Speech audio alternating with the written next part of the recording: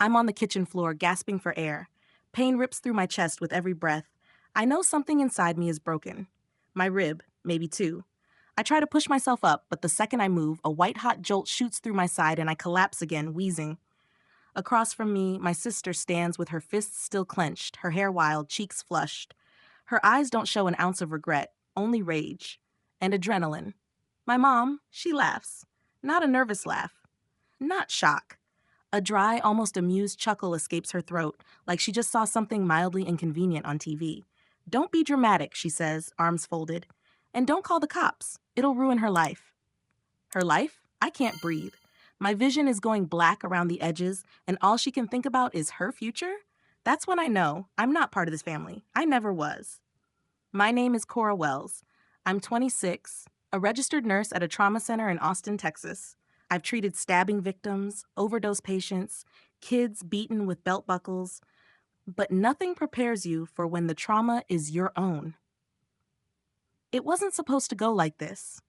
I didn't come home to start a war, just to grab a few old photo albums from the attic, but all it took was one wrong comment, one too many truths said out loud, and suddenly I was on the floor, coughing blood.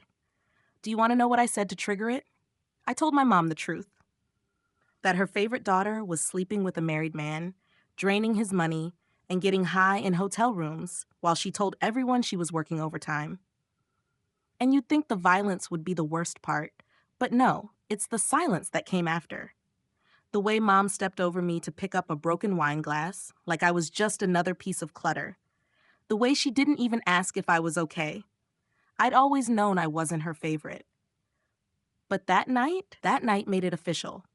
I wake up in the ER I work at. A colleague is staring down at me with concern on his face and a clipboard in his hand. Fractured rib, possible bruised lung. What happened, Cora? And I lie. I say I slipped on the stairs. Because I already know what happens if I tell the truth. If I say my own sister assaulted me and my mother covered it up. No one will believe me. Not really. I'm the quiet one. The good girl. The one who left home at 18 and never came back unless I had to. Whereas my sister, Riley's the charming one, the dancer, the girl everyone's always adored. Blonde hair, blue eyes, slim waist, perfect skin. She could cry on cue, win over any man, win over any room. And when we were little, she used to whisper in my ear while we were supposed to be sleeping, "Mom only had you to keep Dad around, but she never really wanted you." How do you forget a sentence like that? The nurses don't let me leave until the next morning. My coworkers all ask the same question with their eyes. What really happened? But none of them say it out loud. I keep thinking, maybe Mom will call. Maybe she'll check in. Maybe she'll feel guilty. She doesn't. Instead, it's Riley who texts. "Hey, hope you're feeling better. Let's not make a big deal out of this. You know how things can get, so." Is that supposed to be an apology? I stare at the screen for a long time, then power off my phone.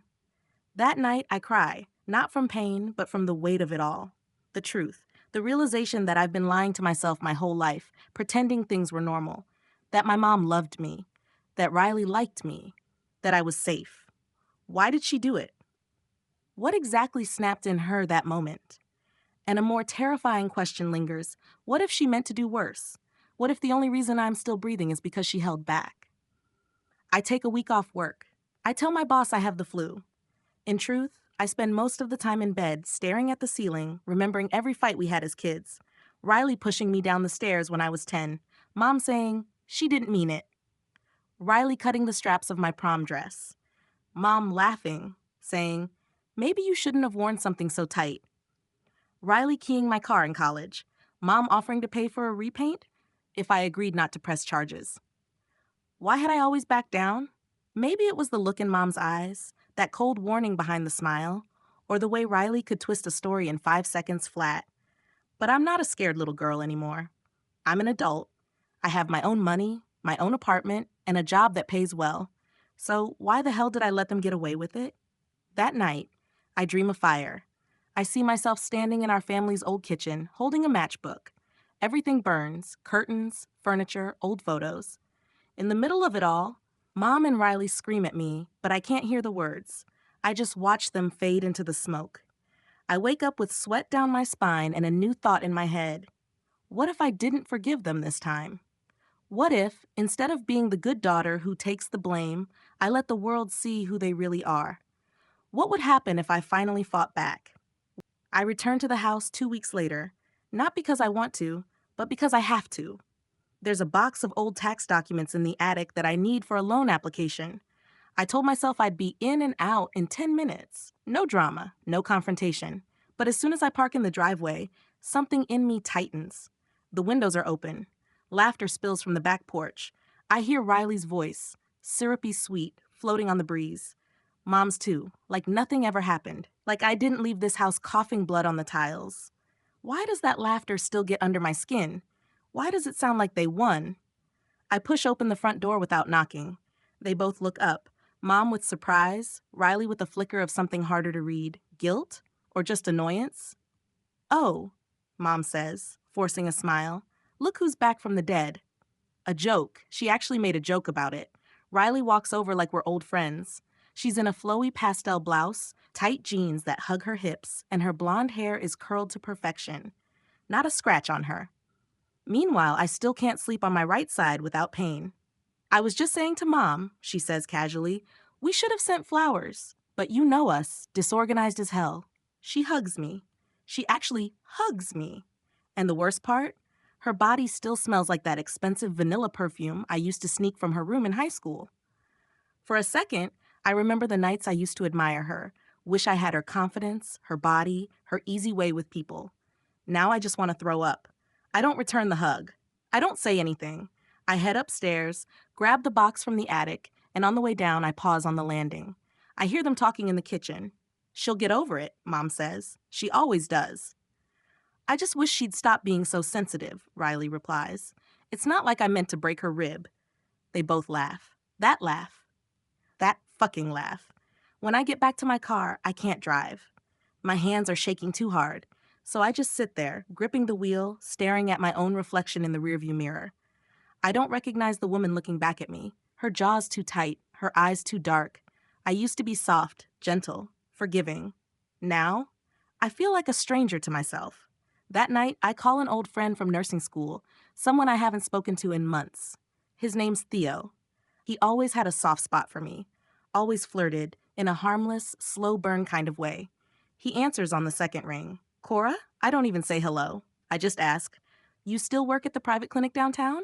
Yeah, why? I need you to help me run some tests. There's a pause. Are you okay? No, I say, voice flat, but I'm gonna be. The next morning, I'm in a sterile office with the blinds pulled shut. Theo closes the door, rolls up his sleeves, and starts drawing my blood. You're sure you don't want to file a police report? He asks. No point, I mutter. They'll just say it's my word against hers.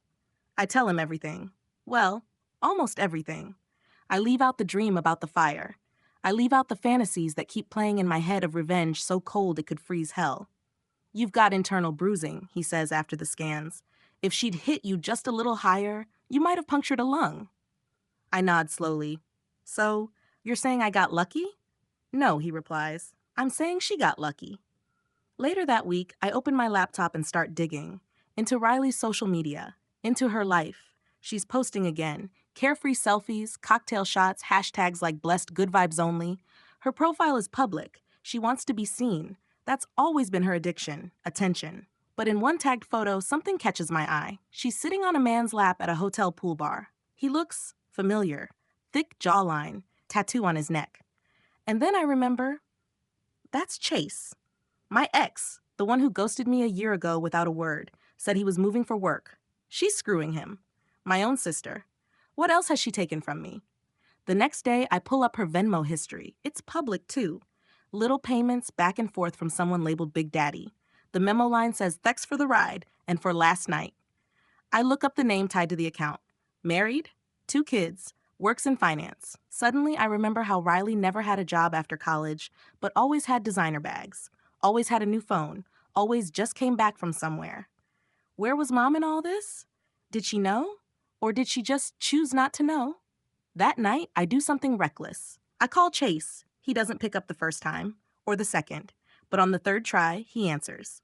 His voice is groggy, or maybe guilty. Cora? I don't say hello. I ask, how long have you been fucking my sister? Silence. Then, I didn't know you guys were still close. I laugh. It's an ugly, bitter sound. She broke my rib 2 weeks ago. Still think we're close? He exhales. Look, it just kind of happened. You were always distant, and she was. What? I cut him off. More available? More open? More fuckable? Silence again. Then a soft, pathetic, I'm sorry. I hang up before I say something I can't take back. But now I know. They've both taken from me my body, my peace, my relationships. And Mom? She stood by and watched. So maybe I should stop asking why they hurt me. Maybe it's time to start asking, how do I make them pay? Revenge isn't something you plan all at once. It's not like I woke up the next morning with a blueprint for destruction. No. It comes slowly, in fragments. Little ideas that grow sharper the more you feed them. It starts with a simple thought, what if I stopped protecting them? And that leads to the next. What if I used what I know? Because I know everything.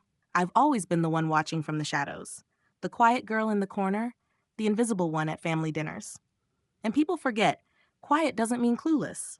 I remember passwords, conversations, weak spots, like how Riley's email password has always been our dead dog's name in the year she started ballet, Buster 2004. She's too lazy to change it. I test it. It still works. And just like that, her inbox is mine. First thing I find, nude selfies, sent to multiple men, some of them married, one of them a teacher. Then come the receipts, PayPal transfers, hotel bookings, even a sketchy Venmo labeled for Plan B. Each message, each attachment paints a clearer picture of who Riley really is when no one's watching. I start saving everything in a private drive. Every image, every chat. I don't even know what I'll do with it all yet, but it feels good, powerful, like I'm taking pieces of her back. But what about Mom? That one's harder. She's smarter than Riley. Cautious, but even she slips. One afternoon, I swing by the house unannounced. I say I'm there to drop off a form she forgot to sign for a medical insurance thing. It's a lie, but it gets me inside. She's out running errands, but her laptop's open in the living room. It takes 30 seconds for me to install a silent keylogger. From then on, I get everything she types. Emails, Facebook messages, even her notes app where she stores her thoughts like confessions to a priest. And oh, the things she's typed. Cora's always been unstable. If Riley hadn't defended herself, who knows what could have happened. Sometimes I think I should have stopped at one child. That last one hits like a punch to the gut. I don't cry. I don't scream. I just take a breath and keep scrolling. Because I know what I'm doing now. I'm gathering ammo. And soon, I'll aim. But in the meantime, something unexpected happens. I start changing too. Maybe it's the control I feel. Or maybe it's just the first time I've ever put myself first. Either way, I begin to blossom. I buy lingerie for the first time in my life. Not for a man, for me. I wear it under my scrubs. I walk through the hospital knowing there's lace pressed against my skin, sheer fabric tracing the curve of my ass. Men start noticing. Even the doctors who used to overlook me now pause when I pass by. One, Dr. Layton, stares a second too long when I bend over to grab a chart. I let him. I don't flirt, not yet, but I learn to hold their gaze. At home, I practice in the mirror. The tilt of my head, the parting of my lips, the way a finger can trail down my collarbone like a secret waiting to be told. Why shouldn't I use what I have? Riley always did. And now it's my turn. One night, Theo invites me out. Just drinks, he says. Nothing heavy. But I wear the tight black dress anyway, the one that hugs my waist and leaves my back bare, the one that makes strangers turn twice and wonder, who is she? Theo picks me up in a button-down that smells like cedar and regret. He can't stop looking at me. I can tell he wants to say something, but he doesn't. Not yet. We drink, we laugh. He tells me stories from the clinic, and I pretend I'm not watching every move he makes, how his fingers wrap around the glass, how his eyes drop to my chest every 5 seconds. When he walks me to my door, there's tension so thick I could slice it. He leans in, but I don't let him kiss me, not yet. Instead, I whisper, "Do you want to come upstairs?" His eyes darken. "Are you sure?" "No. But I'm not here to be safe. I'm here to learn what it feels like to be the one in control." Inside, I let him kiss me. I let his hands explore. I let him unzip my dress and discover the lace underneath. He pauses. "Jesus, Cora." He says it like a prayer. And for a moment, just a moment, I'm not the girl curled up on the kitchen floor. I'm not the daughter who was never enough. I'm not the sister left for dead, I'm power. He doesn't stay the night. I don't want him to. I just want to know I can make someone want me. But afterward, lying alone in bed, I feel something else crawl in. Guilt. Did I use him? Did I like using him? And more dangerously, am I starting to become like them? The thought haunts me as I drift off. But in my dream, I'm not haunted. In my dream, I'm standing in front of Riley and Mom, naked, unashamed, wrapped in smoke, and they're on their knees begging for mercy I won't give. And the scary thing is, it doesn't feel like a nightmare. It feels like the beginning. The nightmare begins to blur with real life. I wake up to a soft morning light streaming through the blinds, my body still humming from the night before. There's a mark on my neck. Theo's mouth left it there, and instead of covering it up, I trace it with a fingertip, smiling. I'm different now. I can feel it in my blood. But becoming someone new isn't just about power or pleasure. It's about control. About never being caught off guard again. And I know, deep down, I've only scratched the surface of what I'm capable of. So I make a list. It's not physical, no pen, no paper, just a mantra I repeat in my head every morning like a daily affirmation. 1. Make them doubt each other. 2. Expose their secrets. 3. Destroy what they love. 4. Burn what they worship. 5. Leave them with nothing.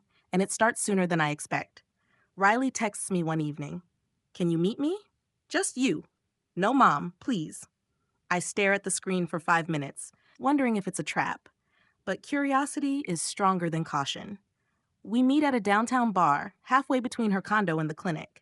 She shows up in full glam, lashes, contour, deep red lipstick, and sits down across from me like she's not the reason I spent a week pissing blood. I've been thinking, she says, twirling her straw. We need to talk. Really talk. I don't speak. She sighs. Look, I know I went too far. That night, it just got out of hand. I was drunk, and you were saying shit that pissed me off. You broke my rib, I say flatly. She blinks. I said I was sorry. No, I reply, you haven't. She goes quiet. Her eyes flicker. I almost feel a shift, like maybe for the first time she might tell the truth, but instead she smiles. Well, I'm sorry, okay? Let's not turn this into a courtroom. Ah, there it is. The real Riley always resurfaces. I lean forward and say, so, is Chase still fucking you? Or did he finally realize your pussy isn't worth the blackout curtains you bought him? Her face drains of color. You think I don't know? I continue. You think I don't see how pathetic you are?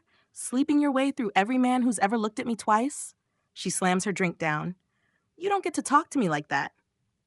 Or what? I ask sweetly. You'll break my other rib? Her breath catches. For the first time in years, I see something in her eyes. Fear. I leave her there, clutching her drink like a shield, mascara threatening to betray her. The next morning, I strike. I take one of the more graphic images from her inbox, one where she's clearly nude, clearly intoxicated, and clearly not alone, and I send it anonymously to the wife of the married man she's been seeing. I don't say a word. I just attach the image and the message. Ask your husband about room 317. Then I wait. It takes 3 hours. Riley shows up at my apartment building. She doesn't knock. She pounds. Open the door, you sick bitch! I open it slowly, smiling as she tries to push past me. What did you do? She screams. I exposed you, I say calmly. I thought you liked being seen. She slaps me, hard, and just like that, we're back in the kitchen again. Except this time, I don't fall. This time, I slap her back. It's not elegant, it's not calculated, but it's real. The sound echoes in the hallway. She stares at me like she doesn't recognize the person in front of her. And maybe she doesn't. Because I don't back down. You think you're untouchable, I whisper, eyes burning into hers. But I'm not 12 anymore, Riley. And I'm not afraid of you. She storms out, and the silence that follows, it's delicious. But this is where it gets worse. Because karma doesn't come softly. 2 days later, I get a call from Theo. He sounds off. You okay? I ask. You didn't tell me Riley was seeing Dr. Leighton. I freeze. What? They've been involved, apparently for a while. She showed up at the clinic screaming at him, accused him of sleeping with you. I blink. I haven't even seen Leighton outside work. Theo exhales. Well, she thinks otherwise. She's threatening to go to HR, says you seduced her boyfriend to get back at her. I laugh. Sharp, cruel. She's panicking. Yeah, well, he says quietly, you might want to get ahead of it. She's trying to ruin my career. I shouldn't be surprised. But I am, because this means she's scared. She knows I have more. She knows I'm not done. But she doesn't realize one thing. Neither is Mom. That night, I checked the keystroke log. Mom's been busy, searching my name, digging into my work, and in one draft email to a board member at the hospital, she types, I worry about Cora's mental stability. She's always had a manipulative streak. I just thought you should know. For liability's sake. For liability's sake? She's setting me up. But why now? Then I get the answer. One morning, an envelope shows up at my apartment door. No return address. Inside are two photographs. One is of me and Theo, half undressed, kissing in my bedroom. The other, a printout of Riley's medical records, with a red circle around the line. Prescribed antidepressants, alprazolam 0.5 milligrams. She's going for the jugular, saying I violated privacy laws, saying I crossed a professional line. She's trying to get me fired. And suddenly the question changes again. It's no longer how do I make them pay? It's how far am I willing to go to survive this? I don't sleep the night I get those photos. Instead, I sit at my kitchen table with a bottle of wine and every light off, letting the silence wrap around me like a shroud. The envelope lies open in front of me, Theo's lips on my neck, Riley's prescription circled in red, and I realize something terrifying. They're not just defending themselves anymore. They're trying to erase me. What do you do when your own family becomes your enemy? You stop playing defense. You go for the throat. The next morning, I make two decisions. 1, I'm going to turn every secret I know into a weapon. 2, I'm going to become someone they can't touch. First, I go to HR at the hospital before they do. I walk into the office of Ms. Ramirez, our compliance officer, and close the door behind me. There's a possibility, I say carefully, that someone might try to accuse me of accessing confidential records. I want to get ahead of it. Her eyebrows lift. Has anyone made a claim? Not yet, but if they do, it'll come from a personal grudge, not professional misconduct. And then I do the unthinkable. I show her the photos. Not all of them, just the clean ones. One with Riley screaming outside my apartment. One with a slashed tire. One with bruises on my torso, time-stamped from the hospital visit I never filed. I paint the picture of a family feud spiraling out of control, of a jealous sister with a history of erratic behavior, of a mother covering it up for years. Miss Ramirez leans back in her chair, her lips pressed tight. She doesn't say much, but I know I've planted the seed, and seeds have a way of growing. That night, I finally open the private folder I've been building, Project Ashes. It has everything. Riley's nudes, screenshots of sugar daddy messages, Mom's typed confessions, bank transfers, affairs, lies. But most importantly, it has something else. Proof Riley once stole $4,000 from a nonprofit account under Mom's name. I'd found it by accident, tracing a payment trail from Riley's Venmo to an old PTA bank account Mom used to manage. The money disappeared in 2021. Mom never reported it, but the trail is clear: fraud, embezzlement, felony, and I know just who to send it to. The IRS. I don't need to ruin them publicly. I just need the government to ask questions. Then I do something bolder. I post an anonymous thread on Reddit, Arsh Ada. The title, for refusing to forgive my sister after she fractured my rib, and my mother told me not to call the cops because it would ruin her life. The post goes viral within 12 hours. People are furious. They call my mom an enabler. They call Riley abusive. They call me strong. For the first time in years, I feel seen. Not pitied, not ignored, seen. But it doesn't stop there. A week later, Theo invites me to a party. A medical fundraiser full of high-ranking doctors and politicians. I almost say no, and then I realize it's the perfect battlefield. I wear red, a dress that fits like sin, strapless, tight, daring. When I walk into the ballroom on Theo's arm, heads turn. Even Dr. Layton can't stop staring. Riley's there too. Of course she is. She watches me from across the room, her face tightening with every smile I flash, every hand I shake. For once, I'm the one getting the attention. And she hates it. When I catch her alone near the restroom, I lean in, just close enough for her to smell the perfume she used to steal from Mom's vanity. You look pale, I whisper. Fuck you. No thanks, I say sweetly. I've already fucked your ex, twice. Her jaw clenches. I smile wider. By the way, you should check your email. You've got mail. I walk away. Later that night, I send the final blow, a USB drive mailed anonymously to the president of the local hospital board. It contains every document, every image, every scandal, organized by date, labeled for clarity. Let them try to come after me now. I'm no longer the girl on the floor. I'm the one holding the detonator. And just when I think it's over, Mom calls. I almost don't pick up, but something in me wants to hear it, wants to know if she'll beg or scream or threaten. Instead, she says this: "You've gone too far, Cora." Her voice is shaking. "Have I?" I ask, calm as ever. "You're tearing the family apart." "No," I say. "You did that." "I'm just turning on the lights." There's a pause. Then she says, "You'll regret this." And suddenly I see her clearly, not as my mother, but as a woman so afraid of losing control, she'd rather burn her own daughter down than admit she failed. So I hang up. No threats, no closure, just silence. But later, lying in bed, I wonder, have I become what I hate? I think of Theo's lips on my collarbone. I think of the way I've been using people like chess pieces. And the question presses in again, is this justice or just revenge? But I already know the answer. I don't want justice. I want to watch them bleed. The fallout arrives faster than I imagined. 3 weeks after the USB drive hits the hospital board, everything detonates at once. First, Riley. She loses her influencer sponsorships. Turns out being publicly exposed for sleeping with married men, stealing nonprofit funds, and threatening coworkers isn't on brand for teeth whitening companies. One of her sugar daddies goes radio silent. The other, married, with 3 daughters, files for divorce and names her in the proceedings.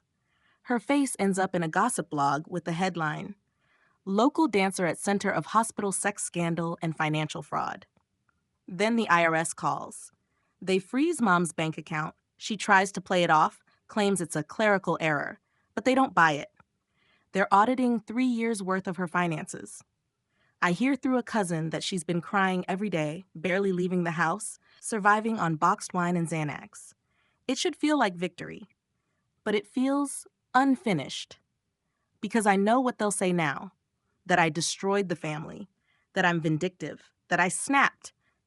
But they won't say what really happened, will they? They won't talk about the night I was curled on the kitchen floor, choking on pain while my mother laughed.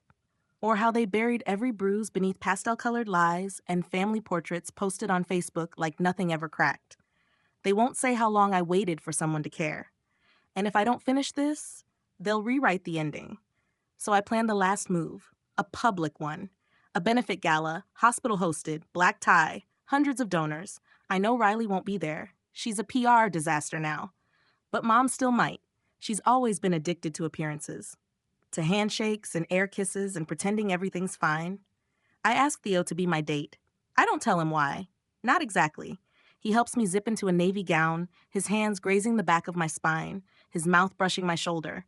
I almost forget what I'm about to do. Almost. When we walk into the ballroom, people stare. I'm not invisible anymore. I'm visible in ways that make men pause mid-conversation and women lean in too close, trying to decode me. Mom's there. Of course she is. She's standing near the bar in a champagne-colored dress that's trying far too hard. Her smile twitches when she sees me. I walk straight toward her. Her voice is flat. "Cora." "Mother," I say. Theo excuses himself. We stare at each other for a moment. I see the sweat at her hairline, the tension in her jaw. She knows something's coming. "Why are you here?" she asks. "To say goodbye," I say simply. Then I pull out my phone, open the Notes app, and begin to read. In 2004, Riley pushed me down a flight of stairs. You said she didn't mean it. In 2011, she stole my boyfriend. You said boys come and go. In 2023, she broke my rib. You said, "Don't call the cops. It'll ruin her life." People around us freeze. One woman gasps. A man turns and stares. I keep reading, voice steady. You let her destroy everything I ever had, and you smiled through it all. But now the world knows who you are. Mom's eyes are glassy. You've lost your mind. "No," I say, stepping closer. I finally found it.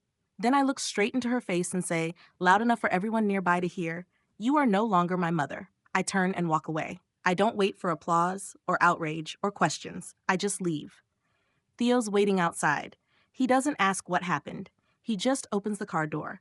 We drive in silence until I say, "You think I went too far?" He glances at me.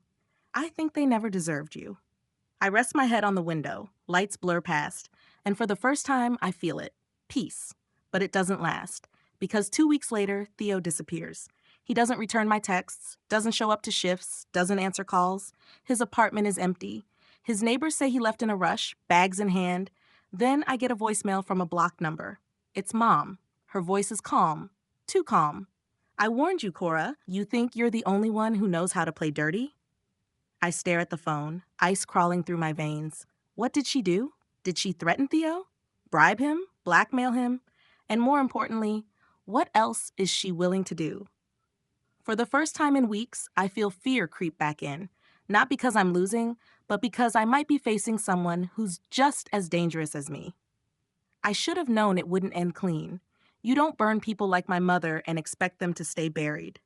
Not without claws dragging through the dirt, trying to take you down with them. Theo vanishing was the first sign. The second came in the form of a manila envelope waiting on my doorstep. Inside, a printed email thread from the hospital's ethics board, an anonymous complaint, accusing me of manipulating patients, suggesting I'd exchanged sexual favors for medical favors. Attaching a photo, me and Theo lips locked in my apartment hallway. The subject line? Urgent. Review needed for Nurse Cora Wells. I couldn't breathe for 10 seconds. Then I read the sender's fake name, Sandra Yates. And I knew. That wasn't Riley. That was her. My mother had always known how to play 2 steps ahead. I gave her the match. She lit the whole forest. But what she forgot, I didn't burn the forest down to die in it. I did it to trap her inside. I drove to Riley's place first. She'd lost the condo. She was staying in a friend's guest house now, some girl named Kaylee she used to party with in college. The pool was empty, the blinds were shut, and Riley, she was curled on a patio chair in a hoodie that swallowed her whole, chain-smoking and trembling with every exhale. She saw me and flinched. Get out. I know she's coming after me, I said, but she's not going to stop with me. Riley didn't answer, so I leaned in and whispered, how do you think she's going to spend the stolen PTA funds? You think she'll fall on the sword for you? Riley's jaw twitched. She's already feeding the board photos. You're next. She's going to throw you under the bus to save herself. Still silence. So I said the one sentence that shattered her composure. You were never the favorite. You were just the easier one to control.